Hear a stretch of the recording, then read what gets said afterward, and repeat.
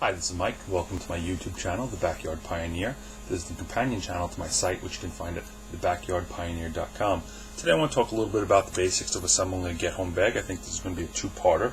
Today I'm going to look to cover why you should have a get-home bag, a little bit of clothing, some of the tools I carry within mine, and then in a later part we'll do water purification, fire building, and some food and other various stuff like first aid and stuff that I carry in this. This is a bag that I carry with me every day. For that I chose the Maxpedition. This is the Mongo Versi Pack. This is the big boy of the Versi Pack line. I like it. Maybe a little bit of a tactical man bagish. I originally got it as a diaper bag, but we like the Columbia one that we got so much that that's the one we carry every day, and it never became an issue. So this became the bag that I carry my stuff to work with me every day. You can see it's got all the bells and whistles, the good snaps, the good size zippers. It's made of the heavy duty Cordura. Gives you a decent amount of waterproofing. Main compartment has a rain fly you can pull tight, so I don't, I pack my stuff in there in a little bit of plastic to keep it waterproof. We'll get into that as we delve further into the bag.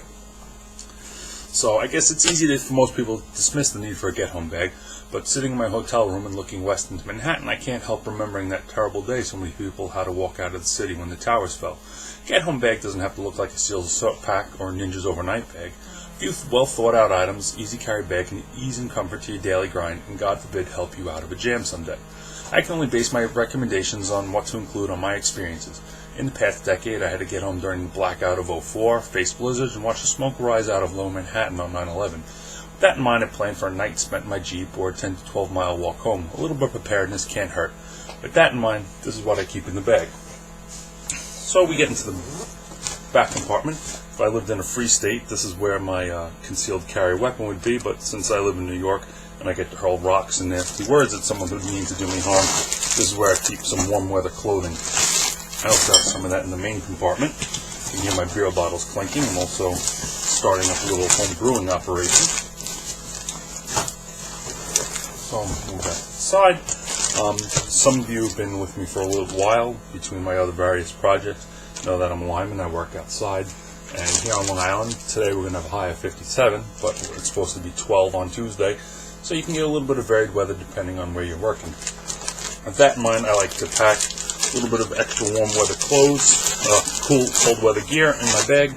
Right now, concealing everything in the good old hefty Ziplocs. Like I said, the main compartment is fairly waterproof, but the rest of the bag isn't. And the denier, the Cordura denier, does shed water pretty well, but it can get soaked. I haven't been out in the elements that long. Usually I have a raincoat with me. I found you can sling it under a raincoat if you have to. That keeps it dry. But for the stuff that's not in the main compartment, I tend to like to pack it in hefty. I was packing some of the stuff in vacuum seal bags, and that kept it completely dry and did make it easier to pack. But the problem I was finding is I use my bag and gear all day long. If I'm out on the road and it drops 20 degrees, I want to be able to put on something that's going to make me warm now, and cutting open that vacuum seal bag is just a pain in the butt. And then I have to come home and reseal it. So that's why I kind of went to the hefties. You get some bulk, and you don't have the ultimate in water protection like you have with the vacuum sealing, but I do find it's a compromise. But it's a compromise you have to make. This is some of the Under Armour cold gear. This is the top and bottoms. This is the stuff I've been wearing lately. I've been wearing this hunting for several years. I switched from the compression stuff to the looser fit they have. I just find it's a little more comfortable for me, but doesn't bulk up on the clothes like the old traditional cotton weave and waffle knit long johns that I've been wearing for a long time. So I switched to the Under Armour, and I've never really regretted it. Dip a little bit further into the stuff. We open up the next bag. This good old-fashioned merino wool sweater. This actually started out as something I'd wear out at night and look good with a blazer. It's a mock turtleneck. I really like the merino wool. It's soft. It doesn't have that traditional itchiness that some wool sweaters would have, but it also keeps you very well insulated and warm, which, and wool also has the properties where if it gets wet, it can still insulate. These you can find at thrift stores. You don't have to go spend big bucks like I did at the time on something fancy, and I have a new one that I wear out, so this one got lowered down to second tier bug out, get home bag gear. This does keep you warm. Like I said, we're going to be in the teens here this week, and this will definitely be on, and that's another reason why it's in that hefty bag instead of vacuum seal. To go a little bit further, check it out. You can never discount having warm, dry socks on a cold day. Again, you can see I'm also wearing the Under Armour on these. You can also see I took them out of the dryer, and the dog still has dog hair on them, which is great. Never get a white dog, folks. He's a great dog, but it's a big pain in the butt. I started wearing the Under Armour a while ago. I started wearing the hunting, and then they transitioned to work clothes. Lately, for hunting, I've actually been wearing Smart Wool, but they're a little expensive for me to put in a bag and not use all that much. So my Under Armour made the transition from hunting gear down to work gear. Let me zip a little bit further into the bag. Here I have, just in case normally I leave work for work, I have a wool hat on, especially in cold days, but you do never know. Just a nice little fleece skull cap to keep you warm. Most of your heat does come out through your head, so having a hat with you isn't a bad thing. Also with the hat, I have a hood. This is what we would wear at work as a helmet liner. I really like these. It does have a little bit of a tactical look. I'm not trying to pass myself off as a ninja or anything like I've said in the past, but being able to roll it down and keep your neck warm and then pull it up and cover your face, and it's a decent piece of kit to have. This is another lightweight fleece one, but as you start getting through it, you start getting the layers, and the layers are what keep you warm.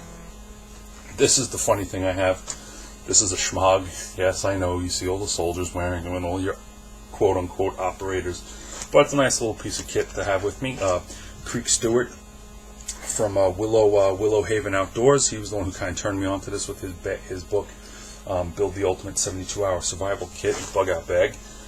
And I read it and I liked it, and I took his advice. He's got some neat stuff on these on his site if you want to check that out. I'll throw a link up in the notes after I finish the video. You can do a couple different things with this. You can wrap it on your face, you can use it as a scarf, all the traditional applications. He also has some neat stuff showing you how to wrap it to carry extra gear. And you can also make a makeshift sling. You can use it to stop bleeding. Think of it as a big bandana with multiple uses. Dig a little further in here. I have the ubiquitous mechanics gloves. These are a little trick because I found these a while ago. They have they're insulated. They do fit nice.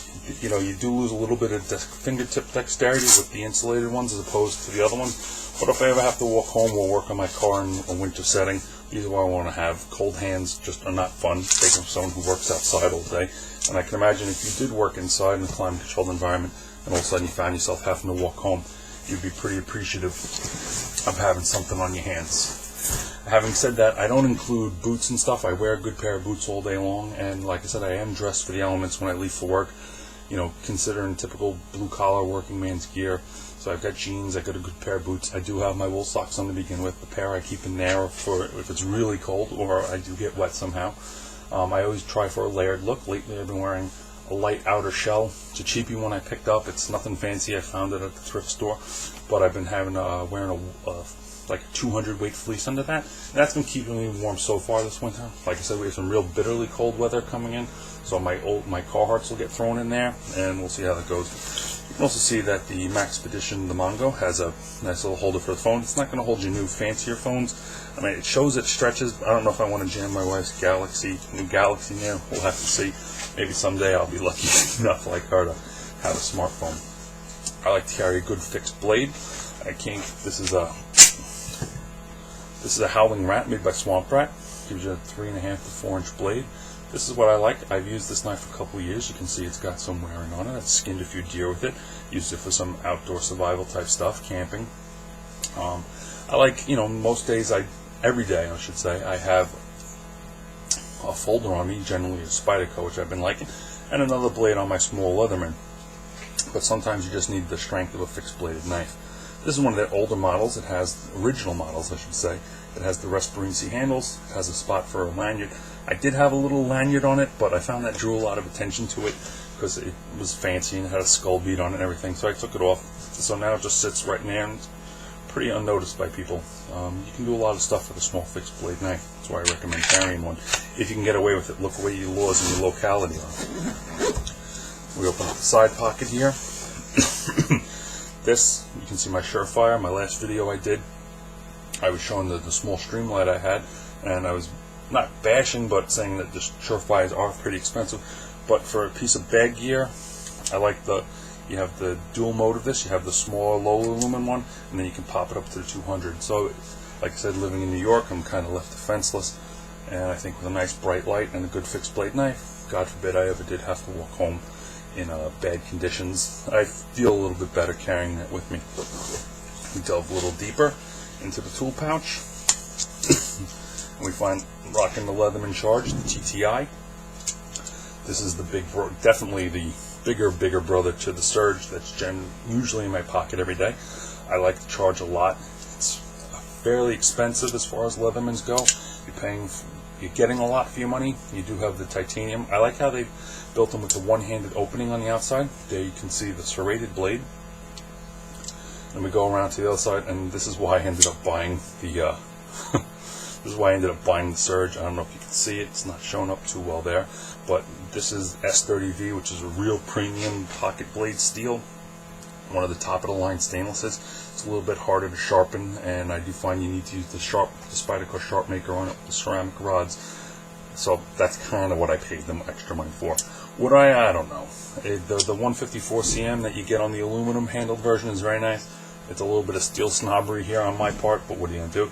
You get a little saw on the outside as well, and you get some files. These are actually diamonds on one side, a little more traditional metal file on that side.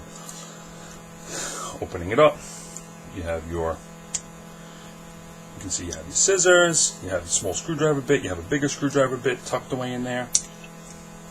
Going to the other side, you have your can opener, and I think you have the real heart and soul of this one. That's your bit driver. Bit driver gives you the ability to put in any of the bits they give you, as you can see in there, which gives you flatheads, Phillips heads, Torx heads, the ability to use Allen heads, which I think is in the small pocket tool. I don't really think you can go wrong with that. And then I also have in here, also from Leatherman, this is the kit that you can buy extra, an extension for it.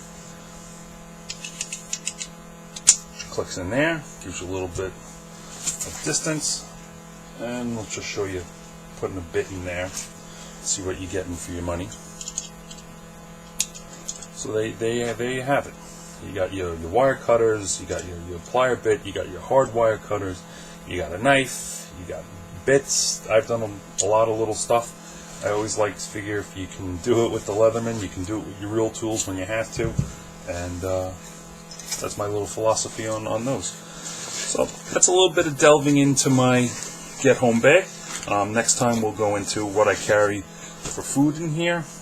As you can see, it always has the water bottle on it. I leave the house. I hate paying for picking up a Poland Spring water. That couple of bucks you're going to spend, I figure I can buy my bottle once and just refill it from home every day, saving myself a few dollars to buy extra gear that isn't a replenishable resource. So I'm going to stop this here. I like to keep the videos in that 10 to 15 minute range. I know that's about all I have patience for sometimes on YouTube, and that's it. Mike out. And remember, you can check me out on www.thebackyardpioneer.com. Also find me on Pinterest, and I've been fooling around a little bit, well, as you can see with YouTube now. Thank you for stopping by.